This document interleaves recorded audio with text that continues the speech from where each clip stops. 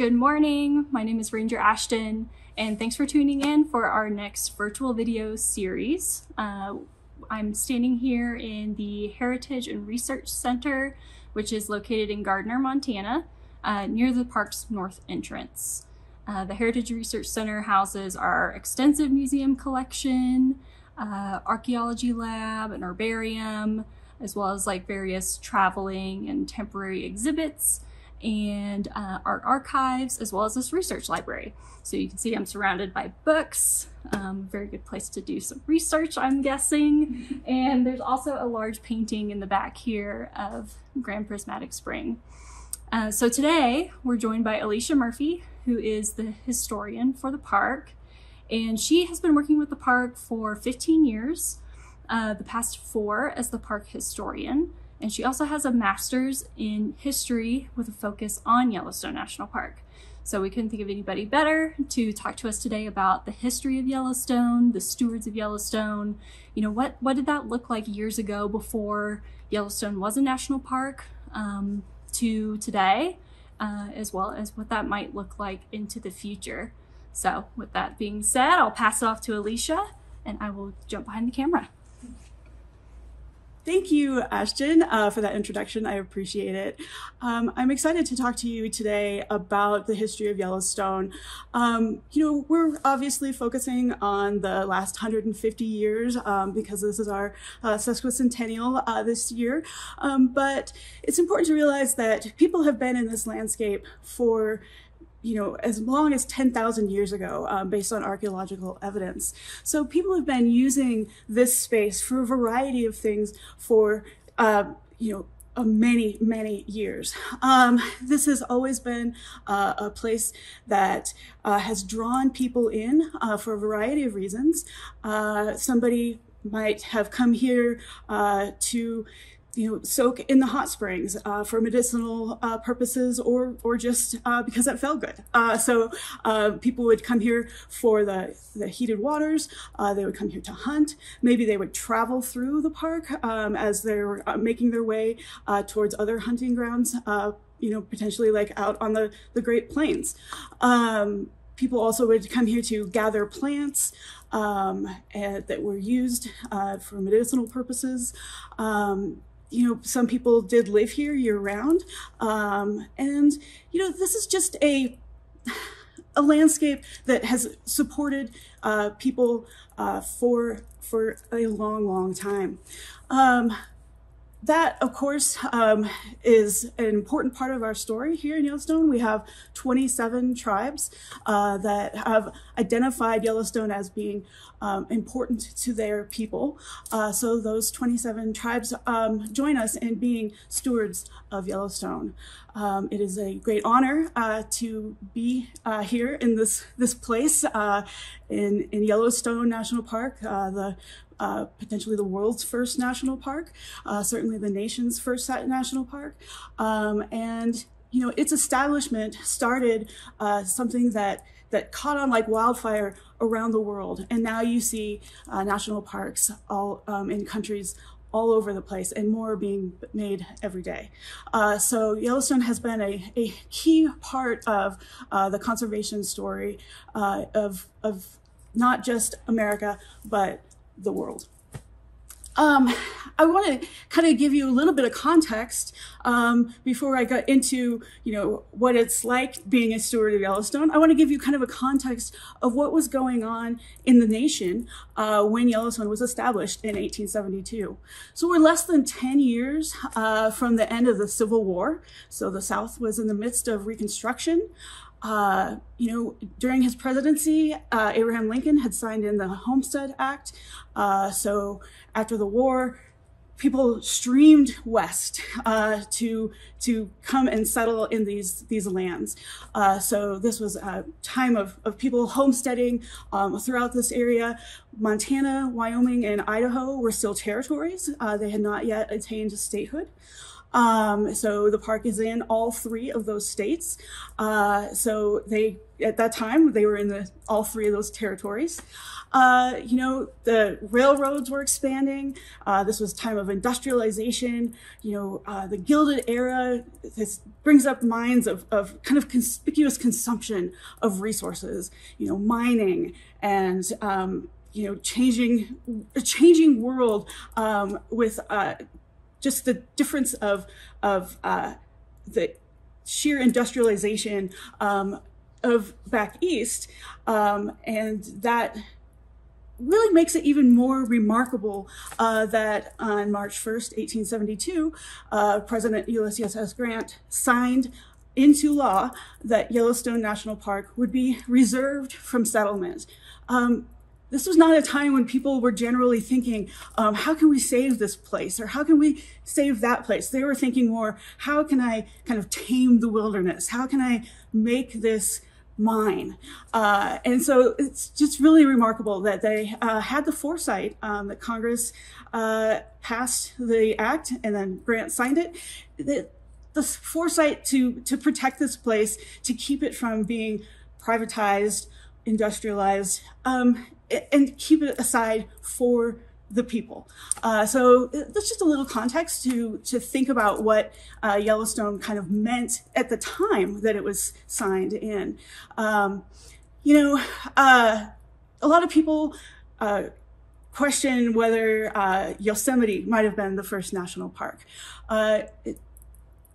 Not quite. The federal government gave the land that is Yosemite to the state of California to manage it. And so it was basically a state park. And it wasn't until Yellowstone came along and was in all 3 of those territories. So they couldn't just like give Yellowstone to a state because it was in 3 different territories. And so that's why it had to stay under federal management, and that's why it is our first national park. Yosemite became a national park like years later after Yellowstone was established. So, you know, people, as I said, people had been coming to this area for, you know, thousands of years. But very few people, European Americans, had actually been in this area, and nobody that had any real kind of like cachet. So mostly it would have been people like fur trappers would come through here looking for beaver furs. You know, back in 1807 and 06, John Coulter left the Lewis and Clark expedition and journeyed through this area. But very few people had written accounts of what this place was like. And fur trappers were not always known for being really into the truth.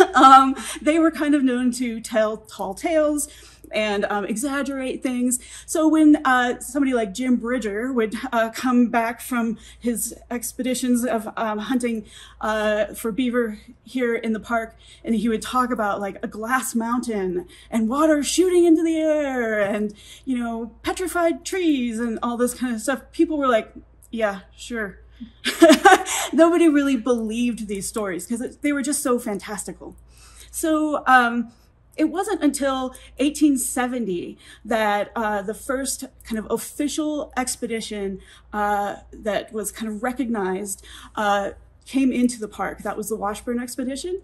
They came and they traveled around. They did some notable things like named Old Faithful. And they came back out of the park thinking, wow, the stories were true. The water does shoot into the air, and there is a kind of a glass mountain, obsidian cliff. So this has, they quickly started writing stories and telling people about what they had seen. And it was the following year that the Hayden expedition came into Yellowstone. The Hayden expedition was led by a geologist, and he worked for the USGS. And he brought in a whole team of scientists with him, as well as, critically, several artists and a photographer.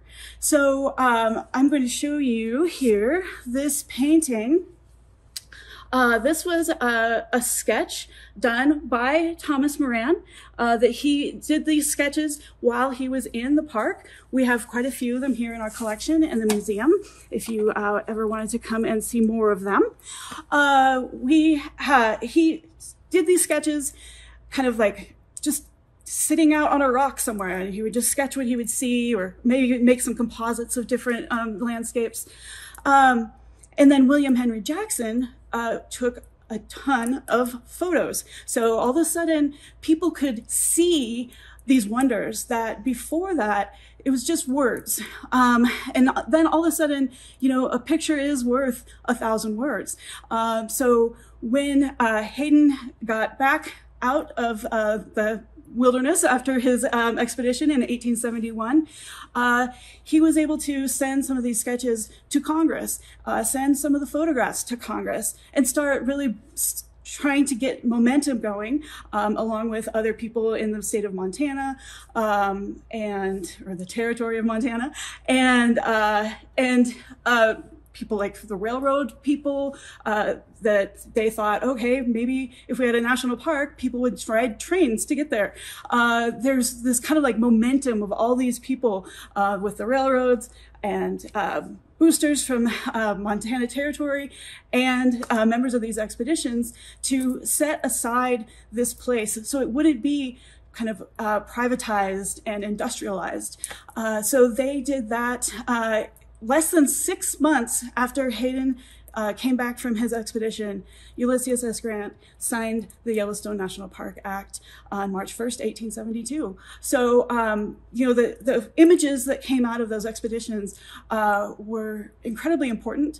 Art still plays a huge role in Yellowstone, and if you come here, I'm sure you will go home with your own images that you will take, and that will just bring you part of the Yellowstone tradition of art and imagery, and trying to understand this kind of 2.2 million acres. So once the park was established, it didn't have any funding. There were no appropriations. We had our first superintendent here, was named Langford. He was on the Washburn expedition. He only came into the park a handful of times. He lived in Helena, Montana, and it was kind of I mean, I don't really know what he did as a superintendent because he wasn't here ever.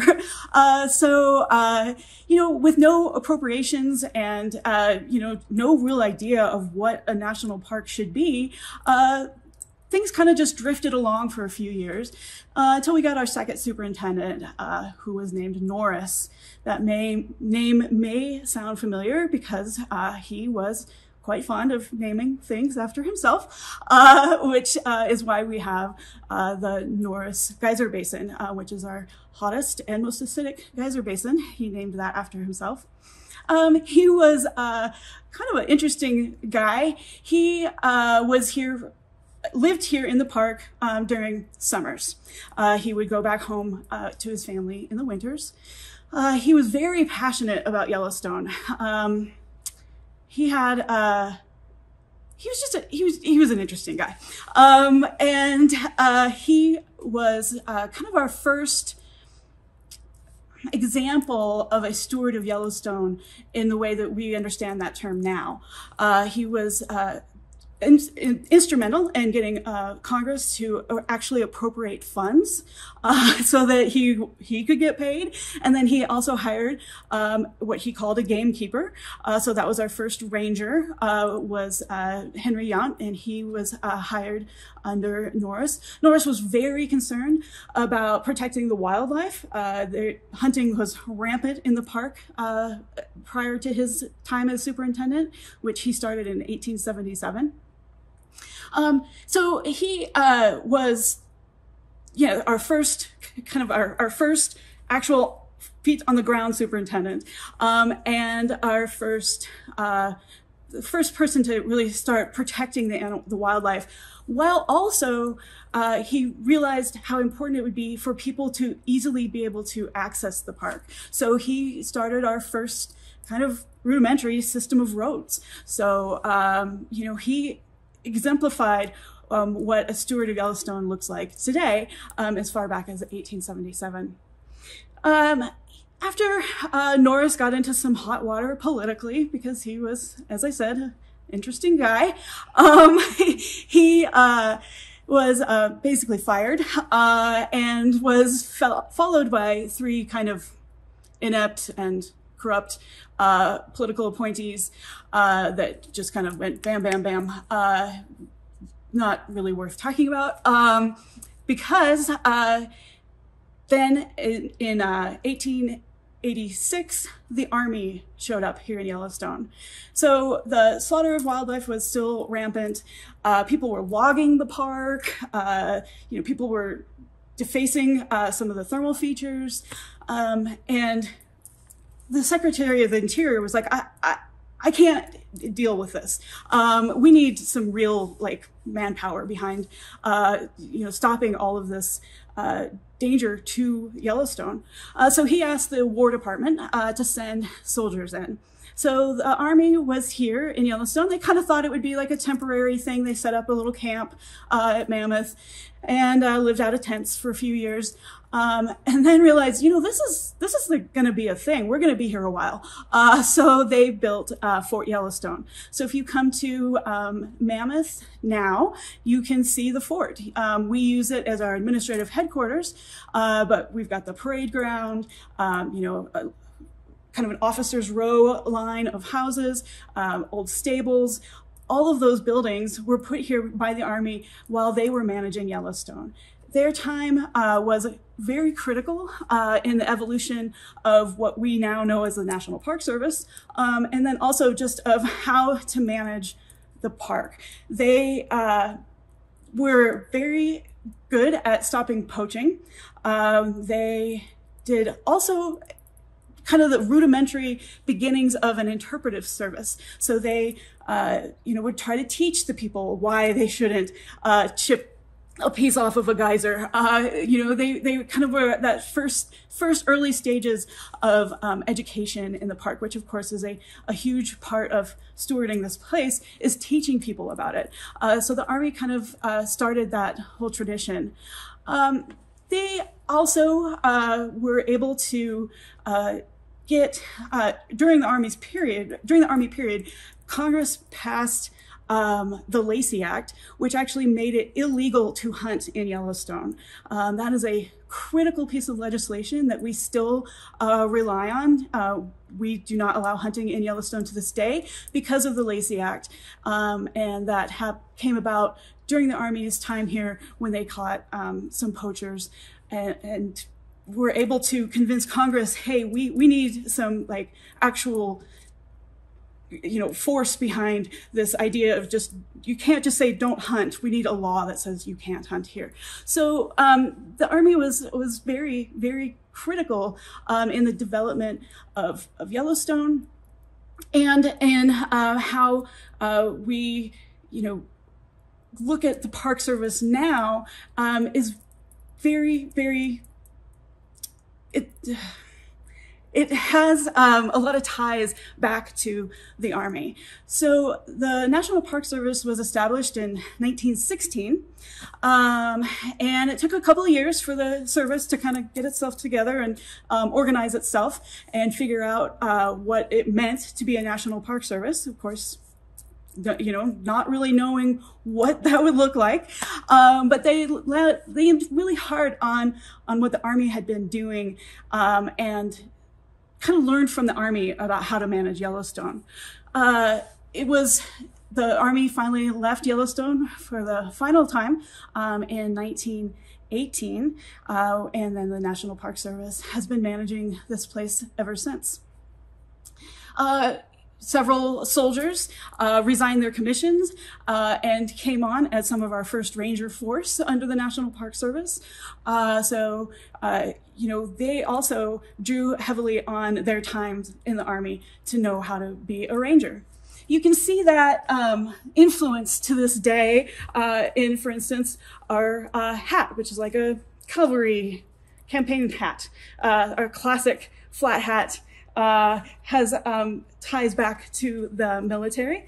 We also are very traditional, we like tradition in the National Park Service, and I think that has a little bit to do with that military background.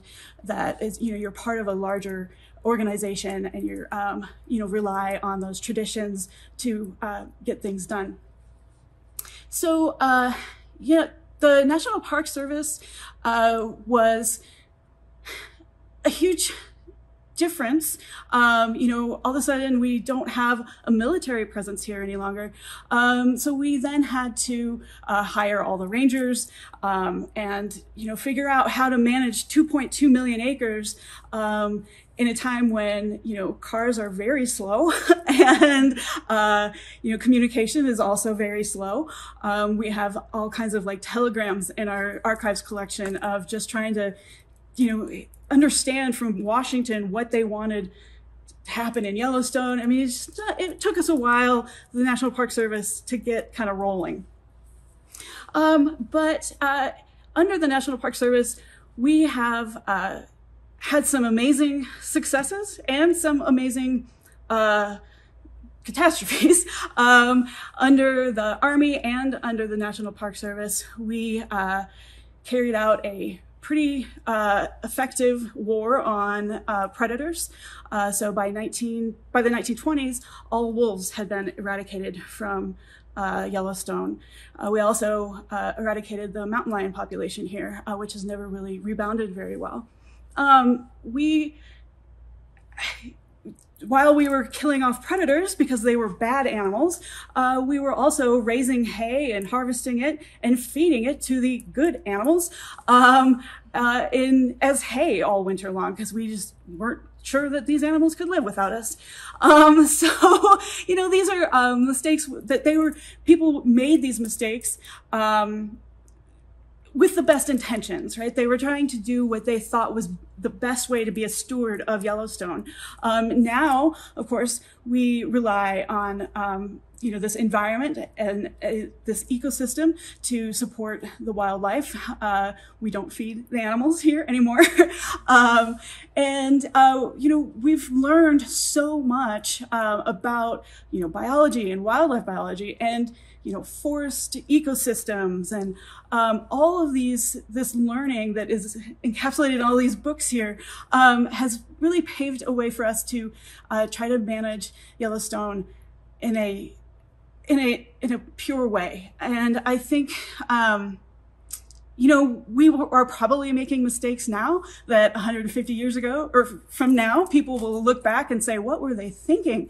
But I think just like earlier stewards of Yellowstone, we are always trying to do better and trying to learn from our mistakes and use best available science to make our decisions here in Yellowstone.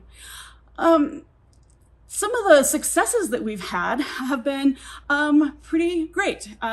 We have in 1995, we recognized that by eradicating the wolf, we had really kind of screwed up the dynamics of wildlife populations and how the range was being grazed.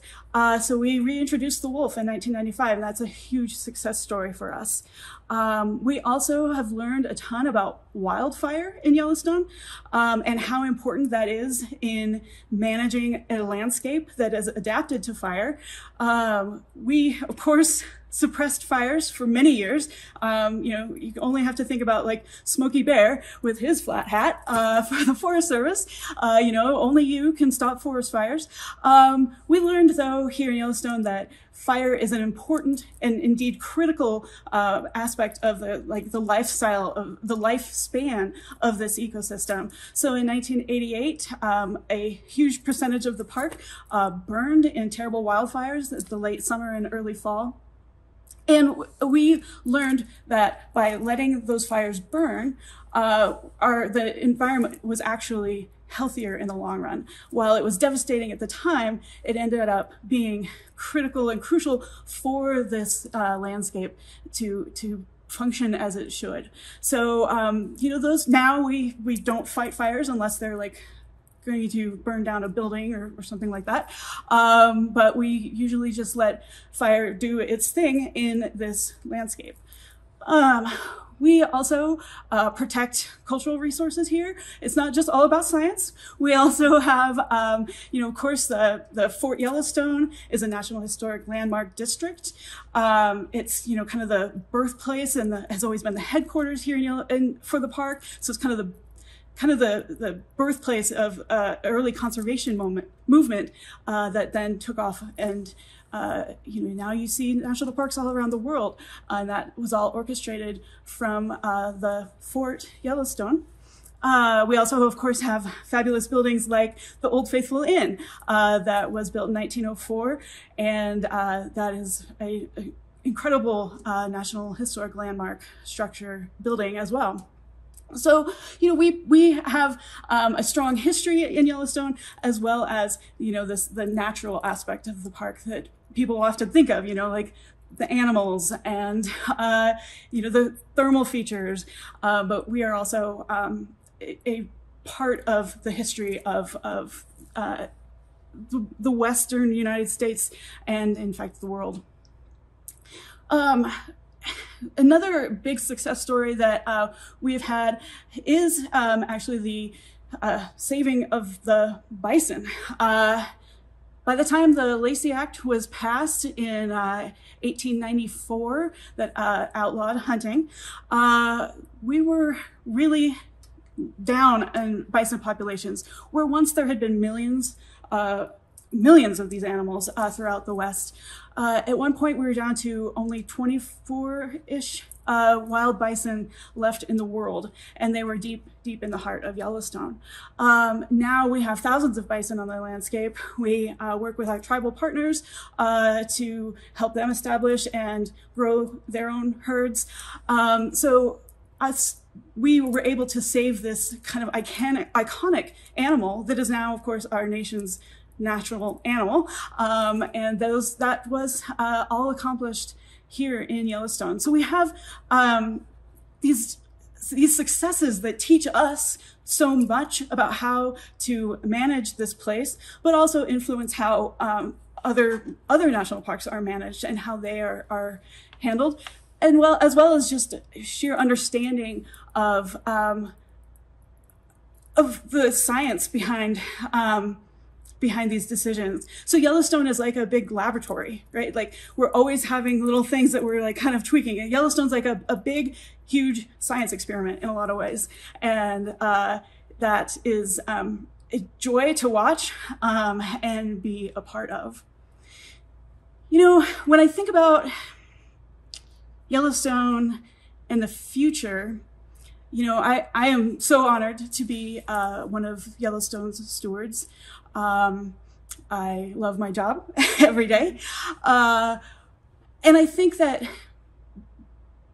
my coworkers and myself are all very passionate about Yellowstone. We are all passionate about our work. And I think that as stewards of the park, we have hope for the future of Yellowstone. This place will not look the same 100 years from now. Yellowstone is a dynamic landscape to begin with. Thermal features pop up all over the place, and maybe a geyser will go off every day for years, and then one day it'll just stop and no one knows why. The terraces at Mammoth, the water, one morning you'll just show up and the water will not be spouting anymore. And then the next day it might show up in another place. So this is always a very dynamic landscape. But with things like climate change, I think we will see even broader, like ecosystem-wide changes that will impact Yellowstone. What that looks like, I'm not sure. I don't think anyone is sure.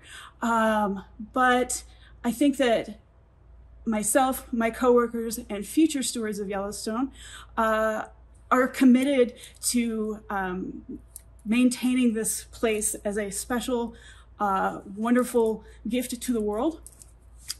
We will continue with our science experiment here, and I think in the future, we will be well equipped by standing on the shoulders of everyone before us to be able to keep Yellowstone as a true wonderland, where water shoots into the sky, and you can hear the wolves howling at night, and the water falls into the canyon. I think all those things will likely stay the same, or if they're not the same, what they end up being will be that way, because the Stewards of Yellowstone are committed to protecting this place, and just kind of working with the punches, right? Like whatever challenges come to us, I think we will be able to meet them and protect this place for the world to see. Thank you. Thank you so much, Alicia, for joining us today and talking a little bit about the history as well as Stewards of Yellowstone. We appreciate you coming out, and we appreciate you all tuning in from home too. We're just getting started, so keep tuning in this summer. We'll have more videos in our virtual video series as we commemorate the 150th anniversary of the park. As always, thank you for your support of Yellowstone National Park, and we'll see you soon. Thanks.